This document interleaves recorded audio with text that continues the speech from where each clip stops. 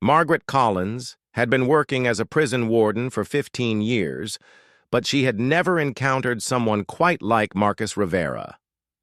When he arrived at Millbrook Correctional Facility on a cold Tuesday morning in handcuffs, something about him immediately caught her attention. It wasn't just his striking good looks or the way he carried himself with quiet dignity despite his circumstances. There was something deeper in his dark eyes that spoke of intelligence and perhaps even kindness. Marcus had been sentenced to life without parole for armed robbery and murder. The case had made headlines across the state because of the brutality, of the crime and the young age of the perpetrator. At 28, he was considered one of the most dangerous inmates in the facility. Yet as Margaret watched him being processed, she noticed how politely he spoke to the guards and how he never once raised his voice or showed any signs of aggression.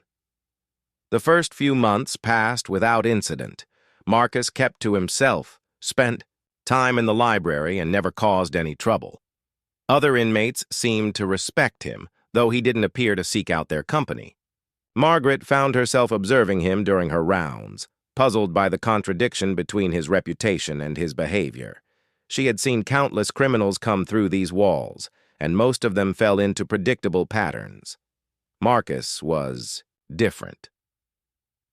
During the third month of his incarceration, Marcus made an unusual request.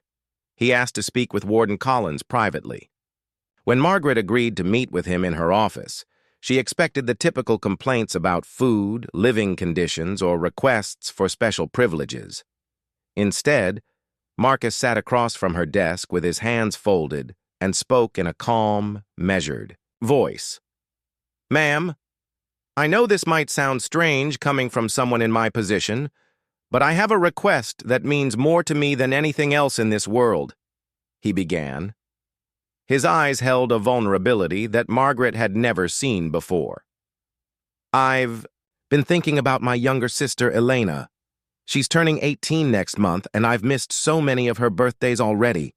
I know I'll never get out of here, and I know I don't deserve any favors, but I was wondering if there might be some way I could write her a letter, or maybe even call her." Margaret studied his face carefully. In her experience, inmates who spoke about family often did so as part of a manipulation strategy. They would use emotional appeals to gain sympathy and special treatment. But something about Marcus felt genuine. His voice trembled slightly when he mentioned his sister's name, and there was no hint of the calculated charm she had seen in other prisoners. "Tell me about Elena," Margaret said, leaning back in her chair. She had learned that letting inmates talk often revealed their true intentions. Marcus's entire demeanor changed when he spoke about his sister. His face softened, and for a moment, he looked like any young man talking about someone he loved. "She's brilliant, ma'am. Top of her class. Wants to be a doctor. When our parents died in a car accident 5 years ago, I became her guardian. I worked 2 jobs to put her through school, and she never knew how much I struggled to make ends meet. The night I committed those crimes, I was desperate. We were about to lose our apartment, and Elena had been accepted to college but couldn't afford to go." He paused, and Margaret could see the pain in his expression. "I'm not making excuses for what I did. Nothing justifies taking someone's life or hurting innocent people. But Elena doesn't know the real reason I did it. She thinks I just went bad, that I chose crime over family. I've let her believe that because I thought it would be easier for her to hate me and move on with her life." Margaret had heard many sob stories over the years, but something about Marcus's account felt different. There was no self-pity in his voice, no attempt to minimize his crimes or shift blame. He spoke with the quiet resignation of someone who had accepted the consequences of his actions but still carried the weight of love for someone else. "What exactly are you asking for?" she inquired, though she suspected she already knew. "I want to tell her the truth about why I did what I did, not to make excuses, but so she knows that every terrible thing I did was motivated by love for her, not by greed or evil. I want her to know that she should be proud of herself and that she should pursue her dreams without feeling guilty about having a brother in prison." Most of all, I want to tell her that I'm sorry for failing her as a guardian and as a brother." Margaret considered his request carefully. Prison policy was strict about inmate communications, especially for someone serving life without parole, for violent crimes. However, she also had some discretionary authority in cases involving family contact, particularly when it came to siblings or children of inmates. "I'll need to verify your story," she told him. "If what you're telling me is true, I might be able to arrange for you to write a letter under supervision. But I need to be clear that this is not a guarantee, and any communication would be monitored and subject to approval." Marcus nodded eagerly. "I understand completely, ma'am. I just want the chance to tell her how much I love her and how proud I am of the woman she's becoming. That's all I need." Over the following weeks, Margaret found herself researching Marcus's background. She discovered that his story was indeed true. Elena Rivera was an honor student at a local high school, and records showed that Marcus had been her legal guardian since their parents' death. Financial documents revealed that he had been struggling to support them both, working as a night janitor and weekend landscaper, while Elena attended school. The more Margaret learned, the more complex her feelings about Marcus became. She had always prided herself on maintaining professional distance from inmates, but something about his situation touched her in a way she hadn't expected. Perhaps it was because she herself had grown up in a single-parent household and understood the pressure of being responsible for a younger sibling.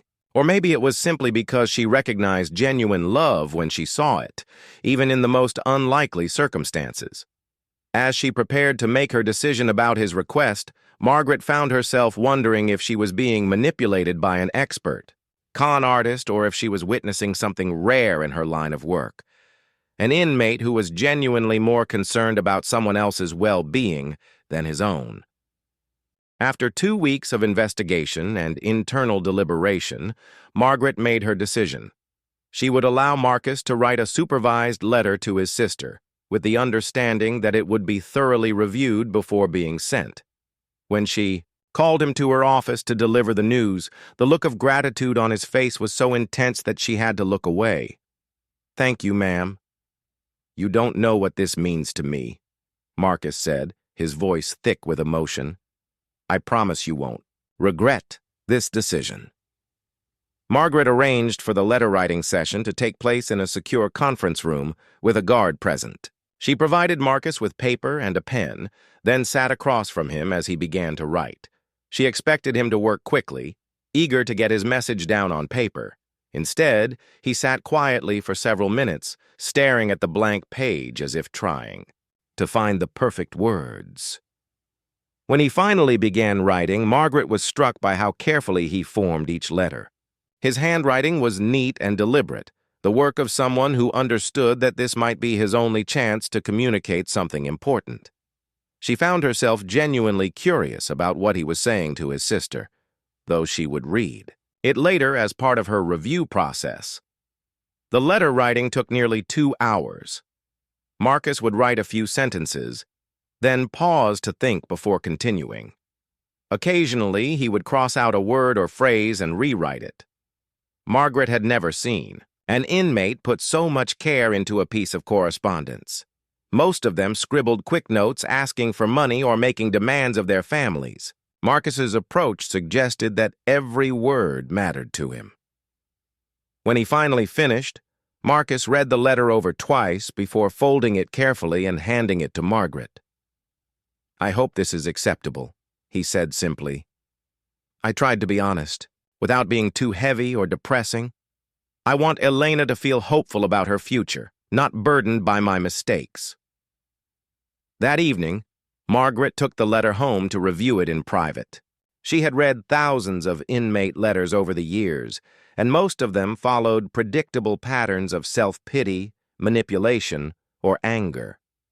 Marcus's letter was unlike anything she had ever encountered.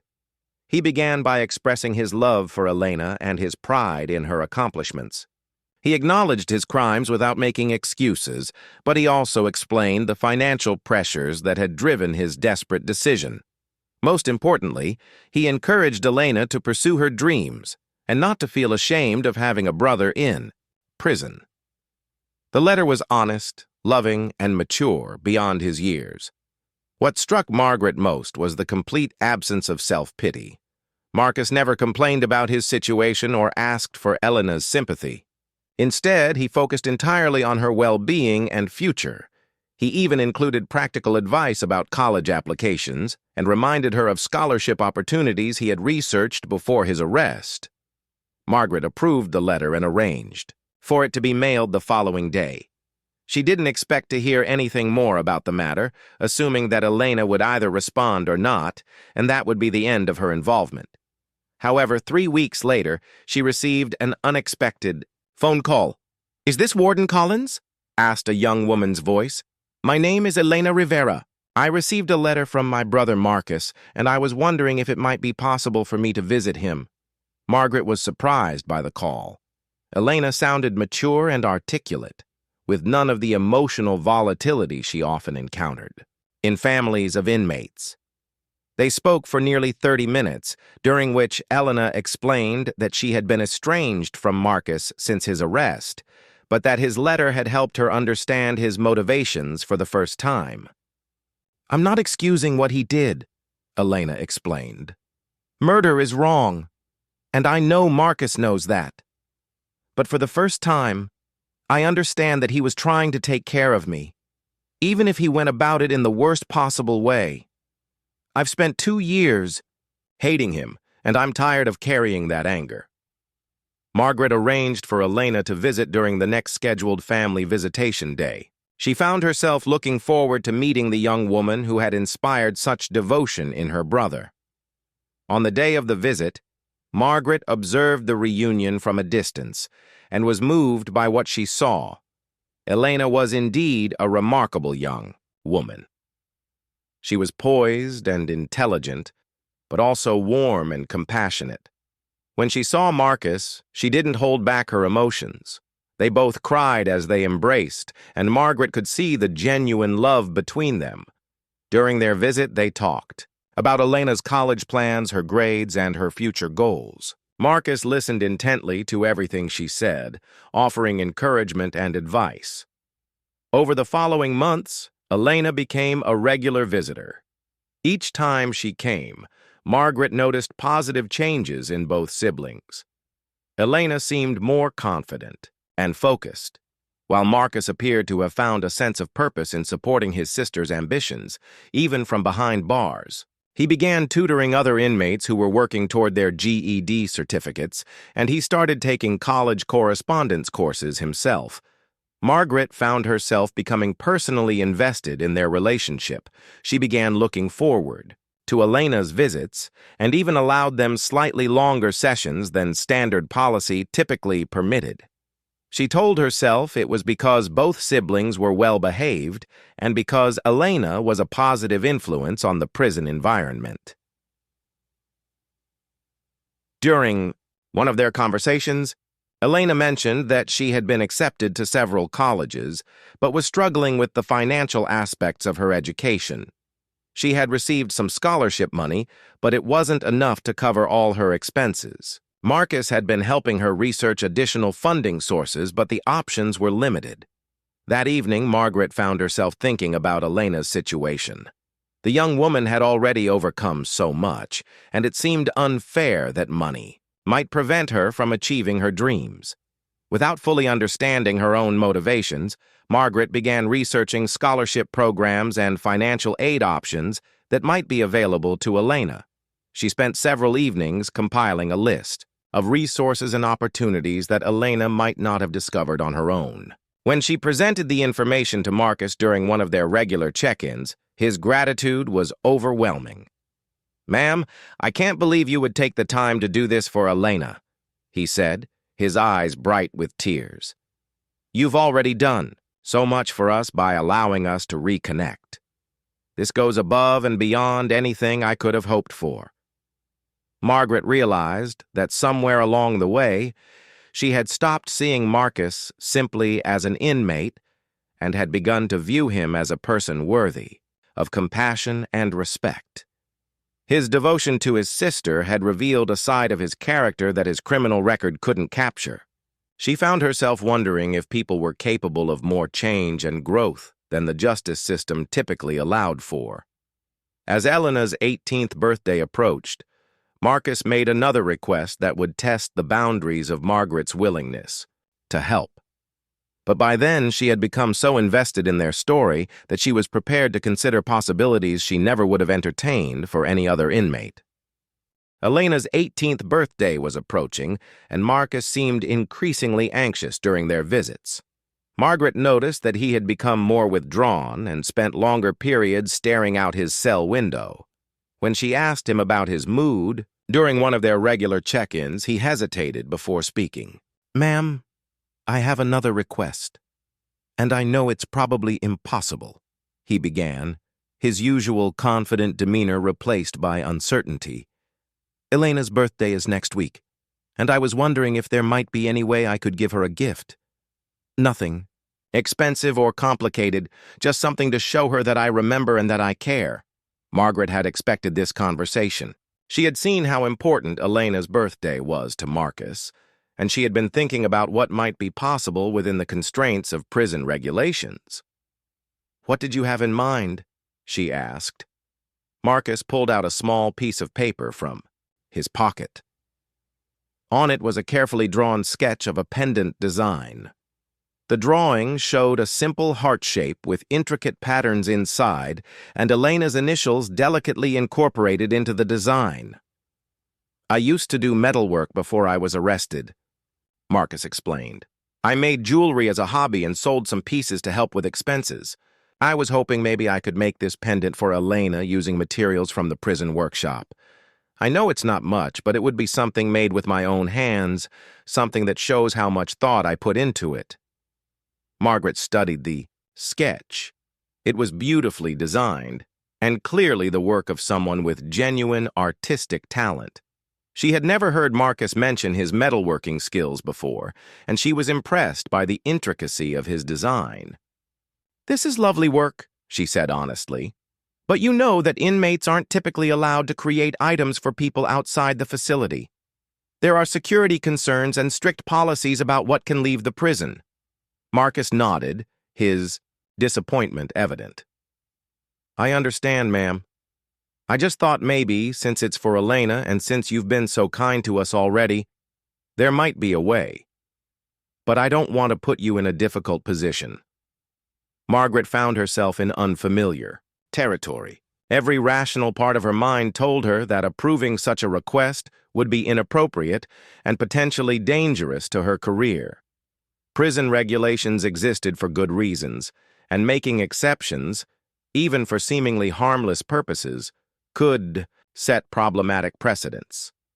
However, she had also witnessed the positive changes in Marcus since he had reconnected with Elena. He had become a model inmate, helping other prisoners with their education and maintaining perfect behavior. Elena, meanwhile, had flourished under her brother's encouragement and was preparing to start college in the fall. After several days of internal debate, Margaret made a decision that surprised even herself. She would allow Marcus to create the body pendant under strict supervision, with the understanding that it would be thoroughly inspected before being given to Elena. She arranged for Marcus to work in the prison workshop during off hours, with a guard present at all times. She also required that he use only approved materials and tools, and that the finished piece be examined by security personnel before leaving the facility. Marcus's gratitude was overwhelming when she informed him of her decision. He assured her repeatedly that he would follow every rule and regulation, and that he would never do anything to jeopardize the trust she had placed in him. Over the course of a week, Marcus worked on the pendant during his allotted workshop time. Margaret found herself checking on his progress more frequently than she cared to admit. She was fascinated by his skill and attention to detail. He worked with the precision of a professional craftsman, carefully shaping and polishing each element of the design. Other inmates and guards began to take notice of the project. Some of the guards expressed skepticism about allowing an inmate to create gifts for people outside the facility, while some inmates seemed impressed by Marcus's artistic abilities. Margaret found herself defending her decision more often than she had anticipated, but she remained committed to seeing the project through. When the pendant was finally completed, Margaret was genuinely amazed by the result. The piece was even more beautiful than the original sketch had suggested. Marcus had managed to create something that looked professional and expensive using only basic prison workshop materials. The heart shape was perfectly symmetrical, and Elena's initials were incorporated so seamlessly that they appeared to be a natural part of the overall design. Elena's birthday visit was scheduled for the following Saturday. Margaret arranged for the pendant to be presented during their regular visitation time, with the understanding that Elena would be searched both before and after receiving the gift, as per standard security protocols. On the day of the visit, Margaret positioned herself where she could observe the exchange. She watched as Marcus nervously presented the small, wrapped package to his sister. Elena's reaction was everything he could have hoped for. She opened the package carefully, and when she saw the pendant, her eyes filled with tears. "You made this for me?" she asked, her voice barely above a whisper. "Marcus, this is the most beautiful thing anyone has ever given me." Marcus beamed with pride as Elena put the pendant on immediately. "I wanted you to have something that shows how proud I am of you and how much I believe in your future," he said. "Every time you look at it, I want you to remember that someone loves you and is cheering for your success." Margaret felt her own, eyes growing moist as she watched the siblings embrace. In that moment, she felt certain that she had made the right decision in allowing Marcus to create the gift. The joy on both their faces was genuine and profound. However, as the weeks passed following Elena's birthday, Margaret began to notice subtle changes in the prison environment. Other inmates had heard about Marcus's special privileges, and some were beginning to make similar requests. Several guards had expressed concerns about the precedent she had set, and her supervisor had asked pointed questions about her decision-making process. More troubling were the small changes she noticed in Marcus himself. While he continued to be a model inmate in most respects, she occasionally caught him in whispered conversations with other prisoners that stopped abruptly when she approached. He still maintained his respectful demeanor toward her, but there was something different in his eyes, a calculating quality that hadn't been there before. Margaret tried to dismiss her concerns as paranoia brought on by the stress of defending her decisions to skeptical colleagues.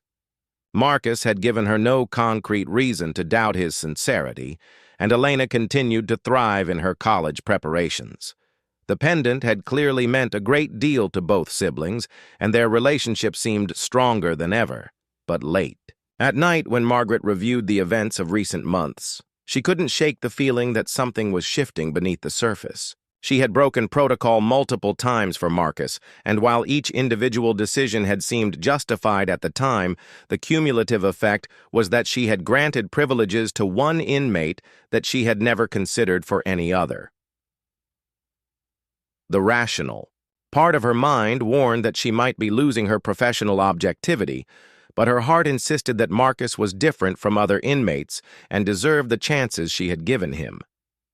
As she struggled with these conflicting feelings, she had no way of knowing that Marcus was already planning his next request, one that would force her to confront the true nature of their relationship and the extent of her willingness to help him.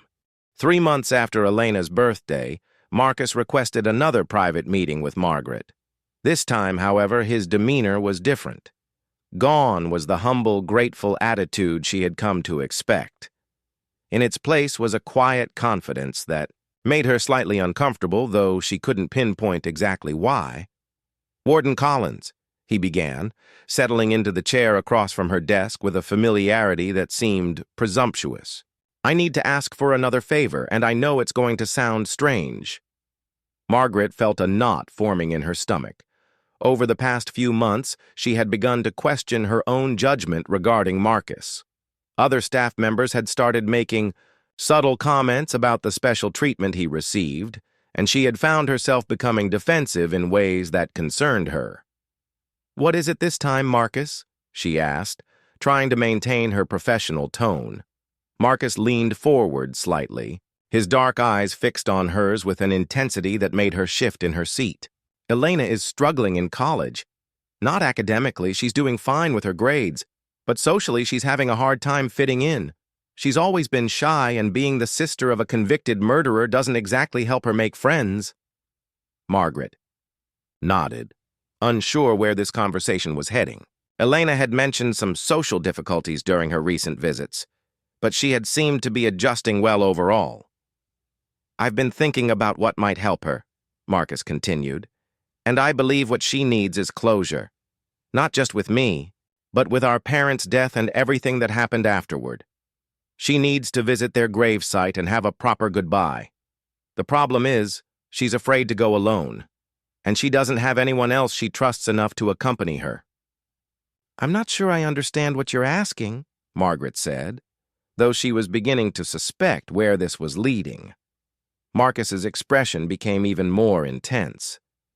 "I want to attend my parents' funeral service. I know it sounds impossible, but hear me out. There was never a proper funeral when they died because Elena and I couldn't afford it. We had them cremated and never held a service. Elena has always regretted this, and I think it's part of why she's struggling now." Margaret stared at him in disbelief. "Marcus, you're serving life without parole for murder. Inmates in your situation don't get to attend funeral services, especially not when they've been dead for several years."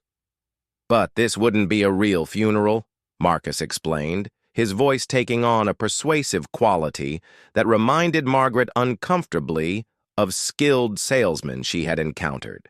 "It would be a memorial service, something private and small. Just Elena, me, and maybe a chaplain. We could hold it at the prison chapel with maximum security present. I'm not asking to leave the facility." Margaret felt herself being drawn into his reasoning despite her better judgment. The request wasn't as outrageous as she had initially thought. Prison chapels were sometimes used for family ceremonies, and there was precedent for allowing inmates to participate in religious services with family members present.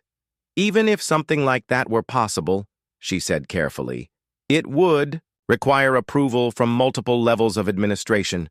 The warden, the chaplain, security personnel. It's not a decision I could make on my own." Marcus nodded eagerly. "I understand that, ma'am, but you have influence with those people. They respect your judgment, and they've seen how well-behaved I've been since Elena and I reconnected. This isn't about me trying to get special privileges. It's about helping my sister heal from trauma that's been holding her back." Over the following days, Margaret found herself seriously considering Marcus's request. She researched prison policies regarding family ceremonies and discovered that there was indeed some flexibility in certain circumstances. Memorial services for deceased family members were occasionally permitted when they served legitimate therapeutic purposes. She also spoke with the prison chaplain, Father Martinez, about the possibility of conducting such a service. He was intrigued by the idea and agreed that it might have genuine therapeutic value for both Marcus and Elena, provided it was conducted under appropriate security measures. Most surprisingly, when Margaret mentioned the request to her supervisor, Deputy Warden Harrison, he didn't immediately dismiss it. Harrison had been watching Marcus's rehabilitation with interest and had been impressed by the positive changes in his behavior. "Collins, I have to admit that Rivera has been one of our most improved inmates," Harrison said during their discussion. "If you think this memorial service would benefit both him and his sister, and if we can ensure proper security, I'm willing to consider it." Margaret felt a mixture of excitement and apprehension as she realized that Marcus's request might actually be approved. She arranged another meeting with him to discuss the details and requirements that would need to be met. When she informed Marcus that the memorial service was being seriously considered, his reaction was more subdued than she had expected. Instead of the overwhelming gratitude she had grown accustomed to, he simply nodded and thanked her calmly. "I knew I could count on you, Warden Collins," he said, and something about the way he said it made Margaret feel uncomfortable. There was an assumption of success in his tone that suggested he had never doubted she would help him. The memorial service was scheduled for the following month. Margaret worked with Father Martinez and the security team to plan every detail of the ceremony. Elena would be allowed to attend, along with a small number of other family friends if she chose to invite them. Marcus would be permitted to participate fully in the service, though he would remain in restraints and under constant guard supervision. As the date approached, Margaret noticed that other inmates had begun treating Marcus differently. There was a subtle deference in their behavior toward him that she hadn't observed before. When she mentioned this to one of the senior guards, he shrugged it off. "Rivera's got a reputation now," the guard explained. "Word gets around about inmates who have pull with the administration. Other cons figure if they stay on his good side, maybe some of that influence will rub off on them." Margaret didn't like the implication that Marcus had pull with her, but she couldn't deny that she had granted him privileges that other inmates could only dream of. She told herself that his situation was unique and that his genuine love for his sister justified the special treatment. The memorial service took place on a gray autumn afternoon in the prison chapel. Elena arrived dressed in a simple black dress, carrying flowers and a framed photograph of their parents. She looked nervous, but determined as she was escorted into the chapel by security personnel. Margaret watched from the back of the chapel as Marcus was brought in, his restraints hidden beneath a dark suit that the prison had provided for the occasion. When he saw Elena and the photograph of their parents, his emotional reaction appeared genuine and profound. Father Martinez conducted a beautiful service, speaking about healing, forgiveness, and the enduring bonds of family love. Elena spoke about her memories of their parents and her gratitude for having Marcus as a brother, despite the mistakes he had made. Marcus, when given the opportunity to speak, delivered what seemed to be a heartfelt tribute to their parents and a promise to Elena that he would continue supporting her dreams from prison. Margaret found herself moved to tears by the ceremony. Watching Marcus and Elena comfort each other and finally achieve the closure they had been seeking felt like a profound victory for rehabilitation and human compassion. However, as the service concluded and Marcus was being escorted back to his cell, he caught Margaret's eye and gave her a look that chilled her to the bone. It wasn't gratitude or sorrow she saw in his expression. It was satisfaction, as if he had just accomplished exactly what he had set out to do. For the first time since meeting Marcus, Margaret wondered if she had been manipulated by a master of deception who had been playing a much longer game than she had ever imagined. The weeks following the memorial service brought subtle but disturbing changes to the prison environment. Margaret began noticing things that she had previously overlooked or dismissed as coincidental. Inmates who had never spoken to Marcus before were now seeking him out for conversations. Guards mentioned that his cell had become a gathering point during recreational periods, with other prisoners coming to him for advice and guidance. More troubling was the shift in Marcus's behavior toward Margaret herself. The humble gratitude that had characterized their interactions was gradually being replaced by a casual familiarity that crossed professional boundaries. During their routine check-ins, he began asking personal questions about her life outside the prison, commenting on her appearance, and making suggestions about prison policies as if he were a colleague rather than an inmate. Margaret tried to re-establish professional distance, but found herself struggling against the emotional investment she had developed in Marcus and Elena's relationship.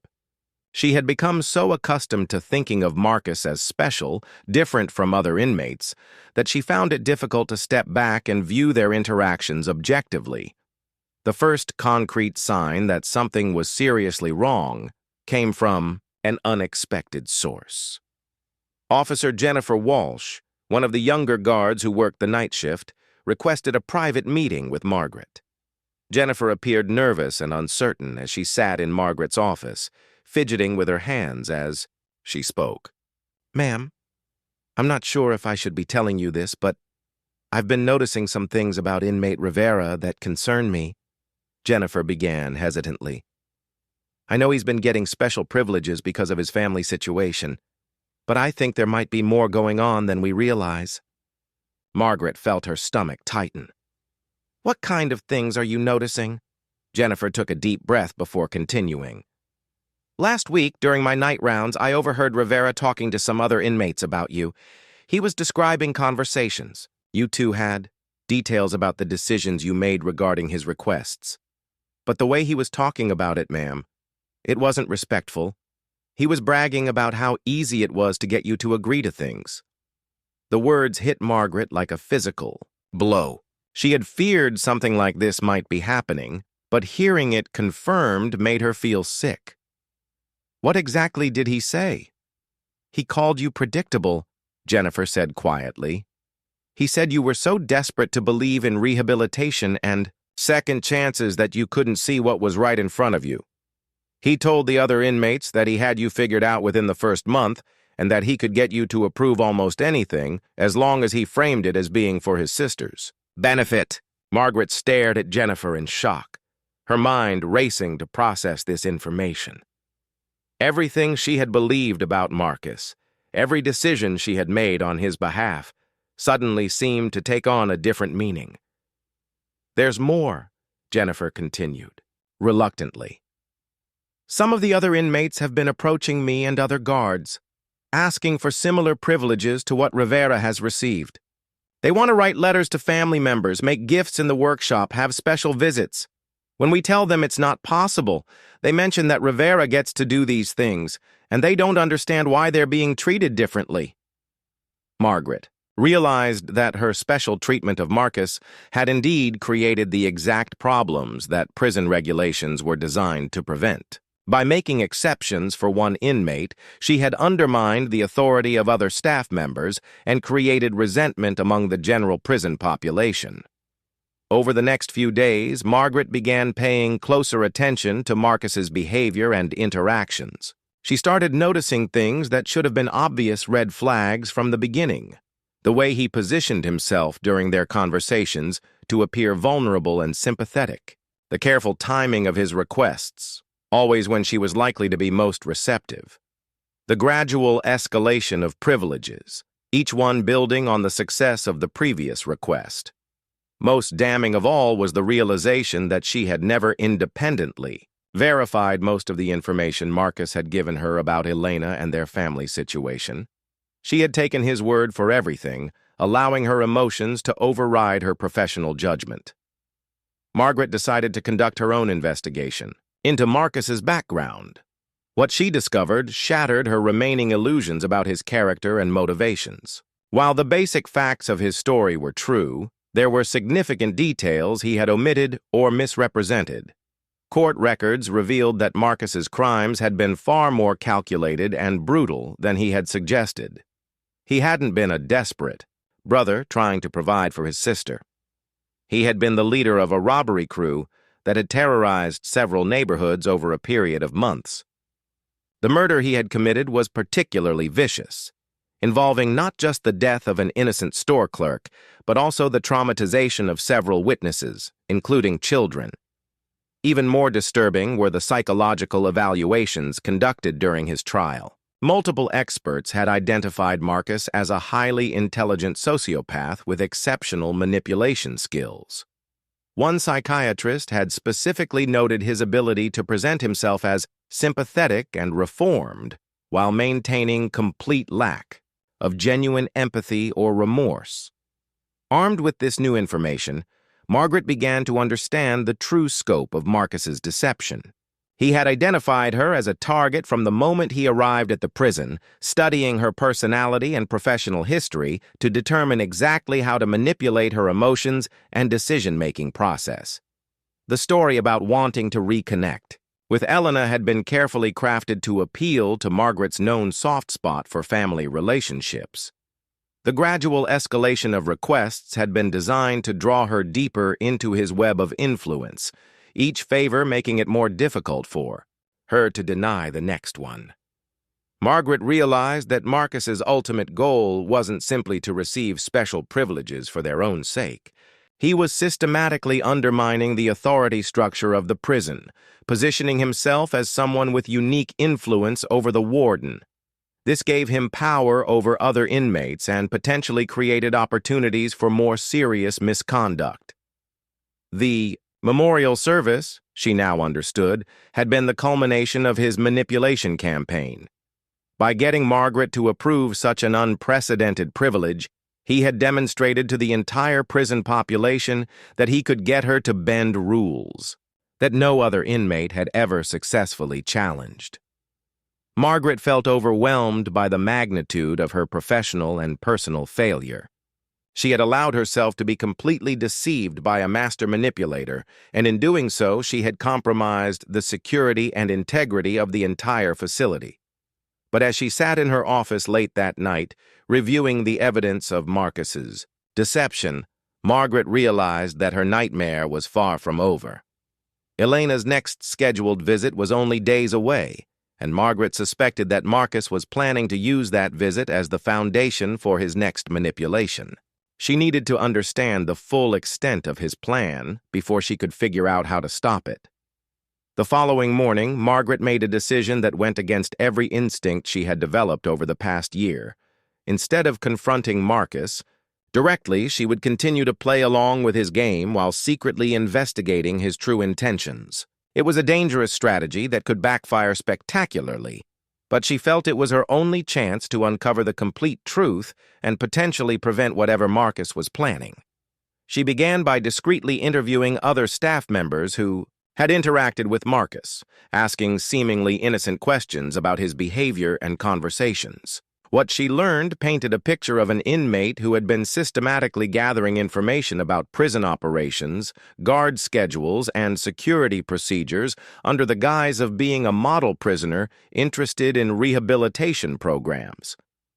Margaret also started monitoring Marcus's communications more carefully. She discovered that his letters to Elena, which she had previously approved with only cursory review, contained coded language that could be interpreted as instructions or requests for assistance from the outside.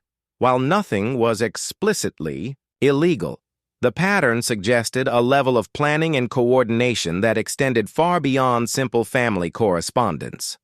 Most alarming of all was the realization that Marcus had been using his workshop privileges to create items beyond the pendant she had approved. Security footage revealed that he had been fashioning small tools and objects during his supervised work time, items that had somehow disappeared from the workshop without being detected by the guards. As Elena's visit approached, Margaret prepared herself for what she suspected would be Marcus's most audacious request yet. She had no idea what he was planning, but she was certain that everything he had done up to this point had been leading to this moment.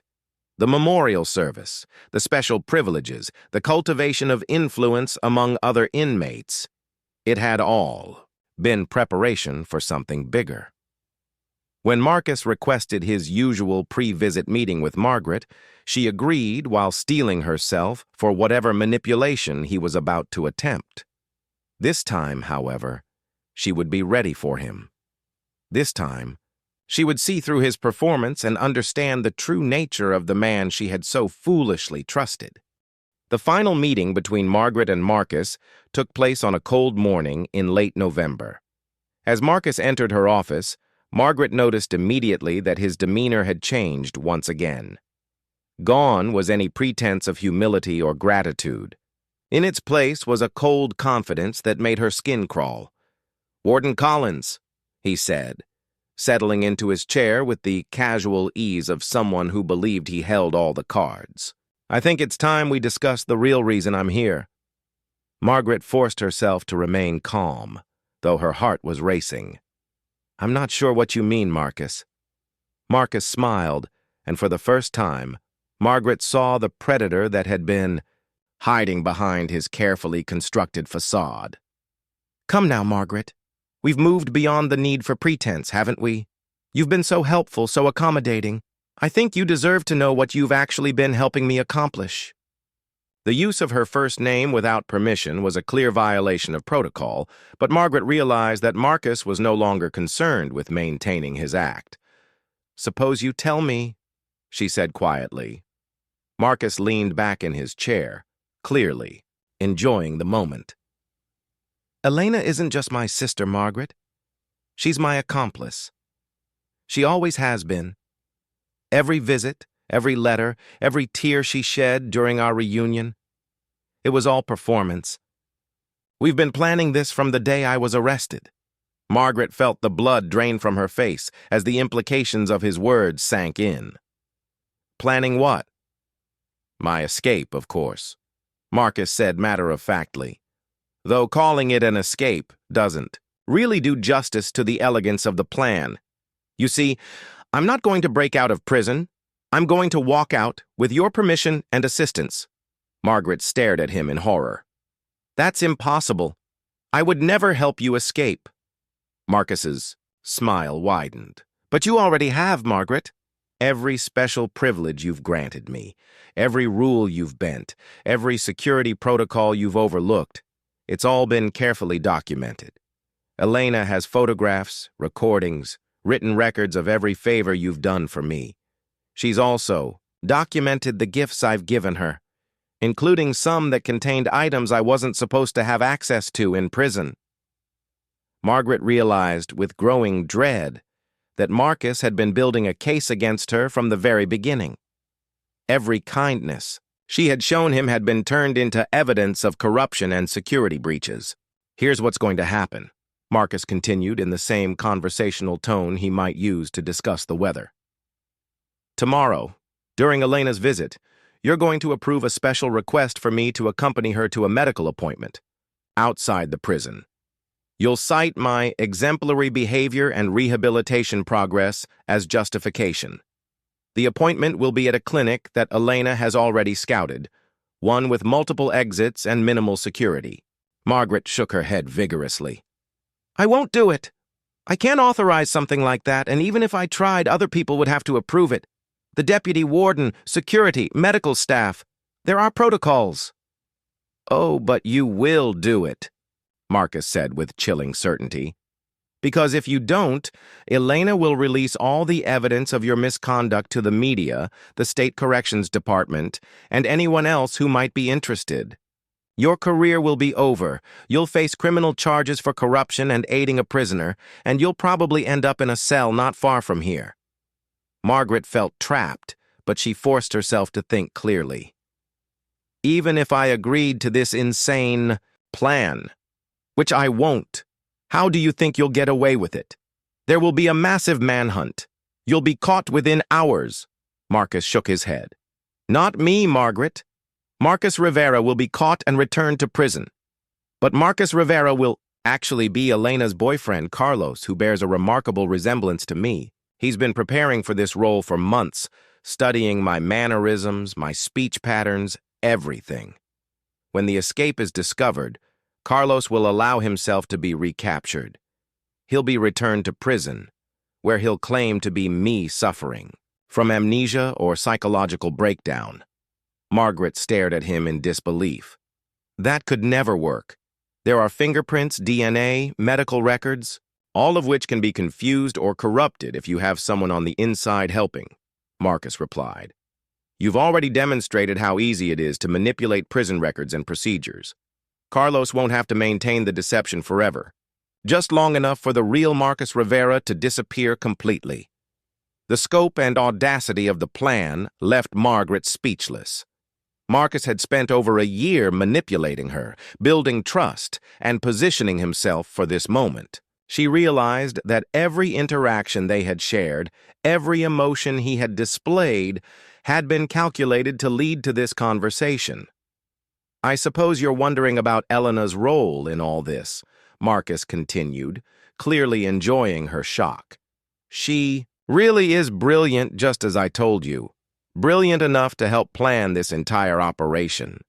The shy, struggling college student you've been so concerned about is actually a psychology major who's been studying manipulation techniques for years. She chose her courses specifically to help her understand how to read and influence people like you." Margaret felt sick as she remembered all the times she had worried about Elena's well-being, all the resources she had provided to help with college expenses. The scholarships I helped her find are being used to fund our new life together," Marcus finished. Elena applied for them using false financial information and a fabricated sob story about her murdered parents and imprisoned brother. "The money has been quietly transferred to accounts we'll access once I'm free." Margaret realized that she was facing a master manipulator who had orchestrated every detail of their relationship for over a year. But even as she felt overwhelmed by the scope of his deception, she also felt a growing sense of anger and determination. "You seem to have thought of everything," she said slowly, "but you've made one crucial mistake." Marcus raised an eyebrow, his confidence unwavering. "And what's that?" Margaret looked him directly in the eyes and spoke with steel in her voice. "You assumed that I would choose to save my career over doing what's right. You assumed that I would be too weak or too corrupt to accept the consequences of my mistakes." For the first time since the conversation began, Marcus looked uncertain. "Margaret, think carefully about what you're saying. Your entire life will be destroyed if you don't cooperate." Margaret stood up from her desk, feeling stronger than she had in months. "My life was already destroyed the moment I let you manipulate me into betraying everything I've sworn to uphold. But I still have a chance to do the right thing." She reached for her phone and began dialing security. "I'm calling for backup to escort you back to your cell, and then I'm reporting everything you've just told me to the appropriate authorities." "Your plan is over, Marcus." Marcus's mask of confidence finally slipped, revealing the cold rage underneath. "You have no idea what you're doing, Margaret. Elena will destroy you whether I escape or not. The evidence still exists." Margaret nodded calmly. "I know, and I'll face the consequences of my actions. But at least I'll face them knowing that I finally chose to be the person I should have been from the beginning." As security officers entered her office to escort Marcus away, Margaret felt a mixture of fear and relief.